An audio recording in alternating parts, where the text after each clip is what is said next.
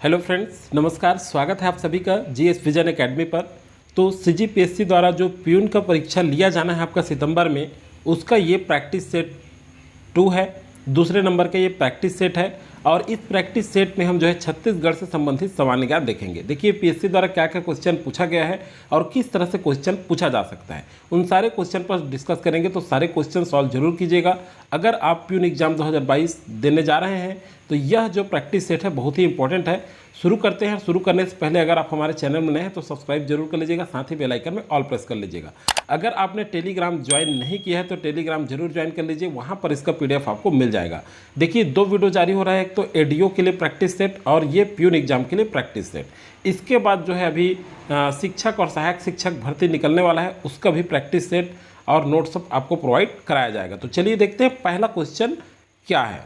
देखिए पहला क्वेश्चन है, निम्नलिखित में से किस आभूषण को कान में पहना जाता है। देखिए बहुत ही इंपॉर्टेंट है, पीएससी किस तरह से क्वेश्चन पूछता है, इन सारी चीज़ों को भी ध्यान में रख करके ये क्वेश्चन बनाया गया है और इसी तरह से क्वेश्चन पूछा जाएगा आपको। तो देखिए पहला क्वेश्चन है, निम्नलिखित में से किस आभूषण को कान में पहना जाता है। तो देखिए कान में कौन सा पहना जाता है, इसका करेक्ट आंसर हो जाएगा खिनवा। कान में खिनवा पहना जाता है और नाक में खेनवा पहना जाता है। ध्यान रखिएगा, आप लोग थोड़ा कन्फ्यूज क्रिएट होता है ये क्वेश्चन में। देखिए कान में आपके जो है कान में खिनवा और नाक में खेनवा। अब देखिए इसमें जो है बाह में ये जो केयूर है, ये जो है किस में पहना जाता है, बाह में पहना जाता है। तो ये सारी चीज़ भी आपको याद रखना है। अब देखिए नाक में जो है बुलाक और जो है आपके नाक में ही बुलाक भी पहना जाता है। तो देखिए खेनवा और बुलाक नाक में पहना जाता है, खिनवा जो है आपके किस में पहना जाता है, कान में पहना जाता है, और केऊर जो है बाह में पहना जाता है। तो इससे रिलेटेड इतने इंपॉर्टेंट क्वेश्चन था, इस तरह से आप रिलेट करके पढ़िए। देखिए इस तरह से आप जब रिलेट करके पढ़ेंगे तो कोई भी क्वेश्चन आएगा वो आपसे ज़रूर सॉल्व होगा। चलिए नेक्स्ट क्वेश्चन है आपका, नगाड़ा किस प्रकार का वाद्य यंत्र है। तो देखिए नगाड़ा किस प्रकार का वाद्य यंत्र है, तो यह जो है वितत वाद्य यंत्र है। सी आपका करेक्ट आंसर होगा। वितत वाद्य यंत्र में ये जो है एक मुखी और द्विमुखी दो होता है। एक मुखी में आपका आता है एक मुखी और द्विमुखी, ध्यान रखिएगा, एक मुखी और द्विमुखी।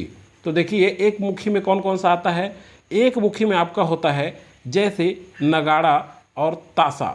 नगाड़ा और ताशा ये किस में आता है, एक मुखी के अंतर्गत आता है।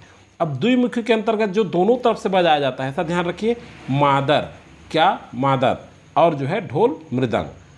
इस तरह से खोखले कोई भी जैसे मिट्टी का या मादर जो है आप देखे होंगे, मादर मतलब क्या होता है कि ये खोखला जो है इस तरह से लकड़ी का या मिट्टी का होता है और दोनों तरफ यहाँ जो है साइड साइड में चमड़े से इसको क्या किया जाता है, लेप किया जाता है। तो इस तरह से ये क्या है, मादर है। और ये किस में आता है, द्विमुखी में आता है। तो इस तरह से क्वेश्चन पूछा जा चुका है आपके पीएससी में, इसलिए यह क्वेश्चन शामिल किया गया। तो अच्छे से सॉल्व करिएगा ये सारे क्वेश्चन को आप लोग। चलिए नेक्स्ट क्वेश्चन देखते हैं, बस्तर का दशहरा का प्रारंभकर्ता किसे माना जाता है। तो देखिए यह जो है बहुत ही इंपॉर्टेंट क्वेश्चन है और पूछा गया है। तो बस्तर दशहरा का प्रारंभकर्ता किसे माना जाता है, तो इसका करेक्ट आंसर जो होगा आपका पुरुषोत्तम देव। पुरुषोत्तम देव को बस्तर दशहरा का प्रारंभकर्ता माना जाता है। अब देखिए ये श्रावण अमावस्या से शुरू होकर के, ये क्या है, श्रवण अमावस्या से शुरू होकर के, ध्यान रखिएगा आप लोग, ये जो है अश्विन शुक्ल त्रयोदशी तक कुल मिला के 75 दिन तक चलता है। कितने दिन तक, 75 दिन का दशहरा ये सबसे लंबा है और ये भारत के दशहरा से भिन्न है। भारत में जो दशहरा मनाया जाता है उससे भिन्न है, क्योंकि भारत में रावण के प्रति मनाया जाता है और यह जो है दंतेश्वरी देवी के प्रति समर्पित है। उसके ये याद रखिएगा कौन सा, बस्तर का दशहरा। और इसमें जो है कुल कितने दिन होते हैं, 75 दिन। यह भी क्वेश्चन आपसे पूछा जा सकता है। ये क्वेश्चन ऐसे बन सकता है, बस्तर का दशहरा कितने दिन का, तो 75 दिन।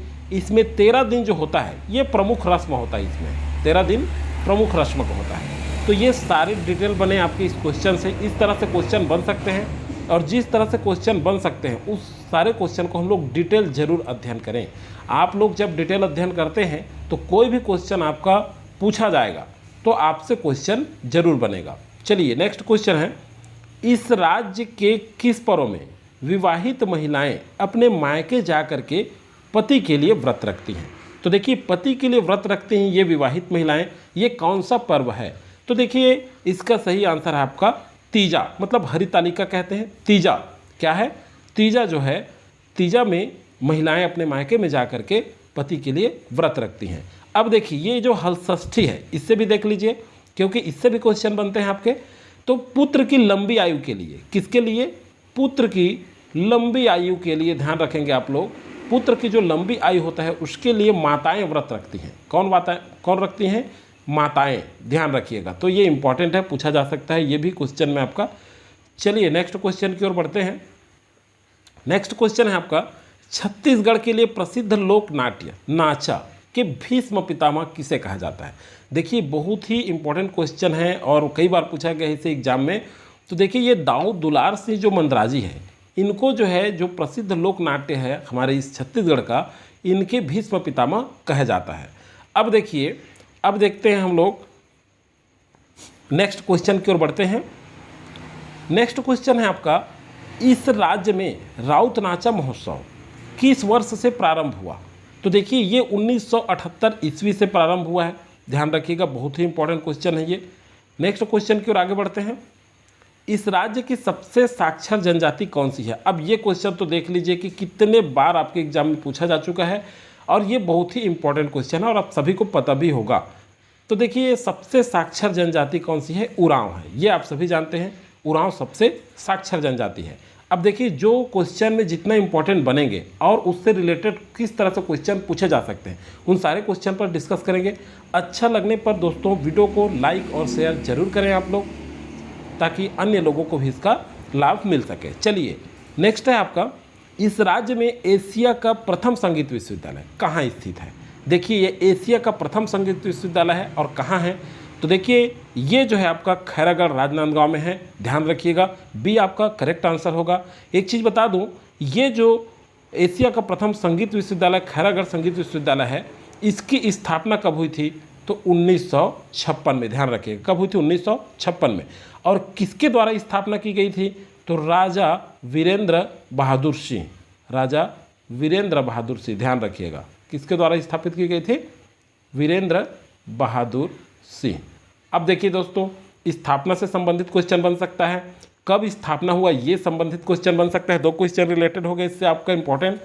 अब देखिए ये क्यों बनवाए थे? तो अपनी पुत्री इंदिरा की याद में, किसमें? अपनी पुत्री इंदिरा की याद में इन्होंने इसको बनाया था। और देखते हैं ये छत्तीसगढ़ का, देखिए एशिया का प्रथम संगीत विश्वविद्यालय है। एक क्वेश्चन ये है कि ये छत्तीसगढ़ का प्रथम विश्वविद्यालय था। अब देखिए इससे और क्वेश्चन क्या बन सकते हैं जो पूछा गया है, उससे रिलेटेड हम लोग देखेंगे। संचालित संकाय क्या क्या है इसमें? ध्यान रखिएगा, संचालित जो संकाय है, ध्यान रखिएगा, बहुत ही इंपॉर्टेंट है। ये संकाय को भी पूछा है। तो संचालित संकाय में आपका आ जाता है कला, ध्यान रखिएगा, पहला तो आपका हो गया कला, दूसरा आपका हो गया आपका चित्रकला, कौन सा हो गया दूसरा? चित्रकला। और देखिए आपका नृत्य, और है आपका लोक संगीत, लोक संगीत और दृश्य कला, ध्यान रखिएगा, और क्या है आपका? दृश्य कला। तो इस तरह से इतने संकाय संचालित हैं। एक तो देखिए कलश है, संगीत चित्रकला है, संगीत है, और क्या है? संगीत है, इसे भी ध्यान रखिएगा, संगीत भी संचालित है, संगीत चित्रकला, नृत्य, लोक संगीत और दृश्य कला। तो ये ध्यान रखिएगा, कभी कभी ये क्वेश्चन पूछा जाता है इसमें कौन सा संकाय संचालित है, तो ये तो आपको याद रखना पड़ेगा जितना हम लोग देखें अभी, और संचालित कौन सा संकाय नहीं है। तो ये पांचों जब आपको याद रहेगा, पांचों छः, तो आपका क्वेश्चन वहाँ पर जरूर बनेगा। अब चलिए देखते हैं नेक्स्ट क्वेश्चन है आपका, इस राज्य में स्थापित औद्योगिक क्षेत्र बिरकोनी किस जिले में स्थित है? ये भी क्वेश्चन पीएससी द्वारा पूछा गया क्वेश्चन है और ये रिपीट भी हो जाता है कभी कभी, ध्यान रखिएगा, बहुत ही इंपॉर्टेंट है। तो ये बिरकोनी जो है ये कहाँ पर है?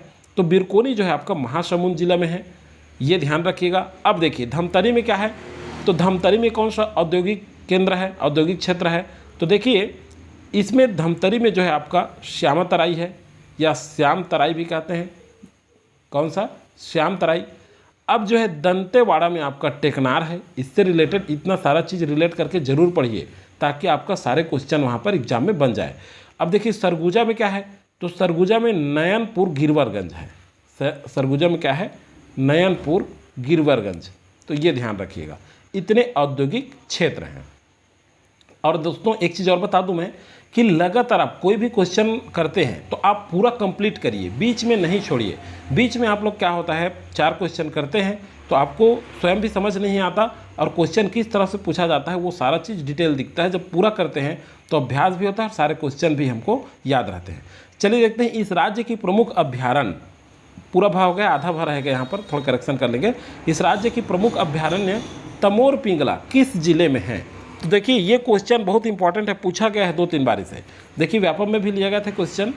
तो देखिए तमोर पिंगला जो अभ्यारण्य है ये किस जिले में है? तो तमोर पिंगला जो अभ्यारण्य है ये सूरजपुर जिले में है। किस जिले में है? सूरजपुर में। अब देखिए जो बाकी जिले हैं इसमें कौन सा अभ्यारण्य है, इसे भी हम लोग याद कर लेते हैं ताकि एग्जाम के दृष्टिकोण से एकदम सरल हो। अब देखिए सेमरसोत, कोई भी क्वेश्चन पूछे आपसे जरूर बनेगा जब इस तरह से डिटेल पढ़ते हैं, रिलेट करके पढ़ते हैं उससे और क्या क्या चीज़ें हैं। तो देखिए बलरामपुर में सेमरसोत है, आपके सूरजपुर में तमोर पिंगला है, ध्यान रखिएगा। जसपुर में है आपका बादल खोल, और ध्यान रखिए कि यही बादल खोल छत्तीसगढ़ का सबसे छोटा अभ्यारण्य भी है। तो ये भी क्वेश्चन बनते हैं आपके, छत्तीसगढ़ का सबसे छोटा अभ्यारण्य कौन सा है? तो बादल खोल है। अब देखिए बादल खोल कहाँ है? तो जसपुर में है। अब चलिए देखते हैं नेक्स्ट आपका गरियाबंद, कौन सा है आपका? गरियाबंद। तो गरियाबंद में क्या है? तो गरियाबंद में उदंती अभ्यारण्य है। गरियाबंद में क्या है? उदंती अभ्यारण्य है, ध्यान रखिएगा। और ये उदंती अभ्यारण्य में जो है बीचों बीच उदंती नदी भी बहती है, इससे रिलेटेड यह भी क्वेश्चन आप याद रखिए। चलिए नेक्स्ट क्वेश्चन है आपका, महानदी पर कौन सी बांध निर्मित है? तो देखिए महानदी पर कौन सी बांध निर्मित है? तो गंगरेल बांध निर्मित है। और इस गंगरेल बांध को रविशंकर जलाशय के नाम से जाना जाता है अभी वर्तमान में, ध्यान रखिएगा। तो देखिए ये गंगरेल बांध, अब देखते हैं कि गंगरेल बांध से क्या क्या क्वेश्चन बन सकते हैं। ये 1978-79 में निर्मित हुआ, ध्यान रखिएगा आप लोग, 1978-79 में। यह जो है छत्तीसगढ़ का सबसे लंबा बांध है, ध्यान रखिएगा, छत्तीसगढ़ का सबसे लंबा बांध है। और इसमें जो है 10 मेगावाट, क्या 10 मेगावाट जो है जल विद्युत परियोजना संचालित है, याद रखिएगा। बहुत ही इंपॉर्टेंट क्वेश्चन है, पूछा जा सकता है। अब चलिए देखते हैं नेक्स्ट क्वेश्चन, और ये जो है अंतिम क्वेश्चन है। और इसी के साथ बता दूं मैं, लगातार प्रैक्टिस सेट जारी होगा आपका एडीओ का भी, और सीजीपीएससी द्वारा जो प्यून का एग्जाम लिया जाना है, जो अभी प्रैक्टिस कर रहे हैं, इसका भी लगातार प्रैक्टिस सेट जारी होगा। साथ ही साथ करंट अफेयर भी प्रोवाइड कराया जाता है। इसका पीडीएफ लेना है तो टेलीग्राम जरूर ज्वाइन करिएगा आप लोग। चलिए, इस राज्य की सबसे बड़ी झील दलपत सागर का निर्माण किस वंश के शासक ने कराया था?